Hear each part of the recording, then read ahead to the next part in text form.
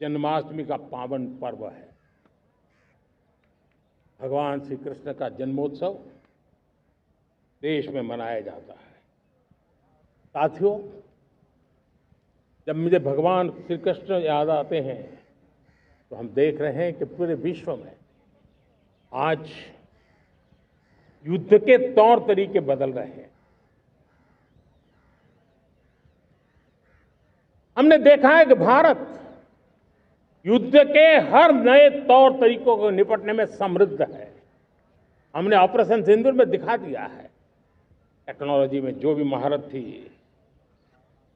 पाकिस्तान ने हमारे सैन्य ठिकानों पर, हमारे एयरबेस पर, हमारे संवेदनशील स्थानों पर, हमारे आस्था के केंद्रों पर, हमारे नागरिकों पर मिसाइल्स, ड्रोन अनगिनत मात्रा में उन्होंने वार किया। देश ने देखा है, लेकिन देश को सुरक्षित रखने के जो प्रयास पिछले 10 साल में हुए हैं, उस ताकत का परिणाम था कि उनके हर हमले को हमारे जाबाजों ने और हमारी टेक्नोलॉजी ने तिनके की तरह बिखेर दी।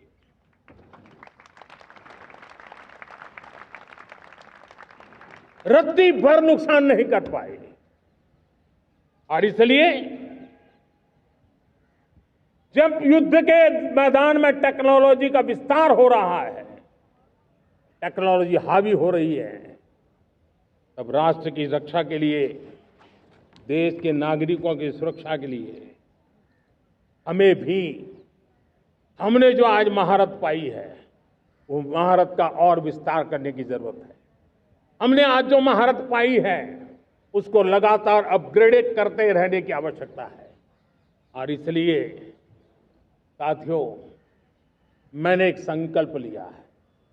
मुझे आपके आशीर्वाद चाहिए, कोटि कोटि देशवासियों के आशीर्वाद चाहिए, क्योंकि समृद्धि कितनी ही क्यों न हो, अगर सुरक्षा के प्रति उदासीनता बरतते हैं तो समृद्धि भी किसी काम की नहीं रहती।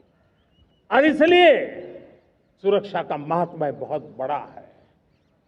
और इसलिए मैं आज लाल किले की प्राचीर से कह रहा हूं, आने वाले 10 साल में 2035 तक राष्ट्र के सभी महत्वपूर्ण स्थलों, जिनमें सामरिक के साथ साथ सिविलियन क्षेत्र भी शामिल है, जैसे अस्पताल हो,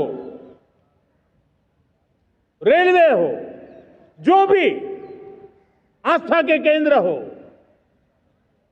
उन्हें टेक्नोलॉजी के नए प्लेटफॉर्म द्वारा पूरी तरह सुरक्षा का कवच दिया जाएगा।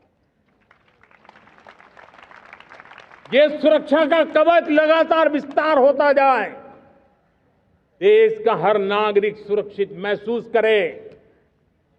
किसी भी प्रकार की टेक्नोलॉजी हम पर वार करने आ जाए, हमारी टेक्नोलॉजी उससे बेहतर सिद्ध हो। और इसलिए आने वाले 10 साल 2035 तक मैं ये राष्ट्रीय सुरक्षा कवच का विस्तार करना चाहता हूं, मजबूती देना चाहता हूं, आधुनिक बनाना चाहता हूं। और इसलिए भगवान श्री कृष्ण से प्रेरणा पाकर के हमने श्री कृष्ण का जो सुदर्शन चक्र था, उस सुदर्शन चक्र की राह को चुना है।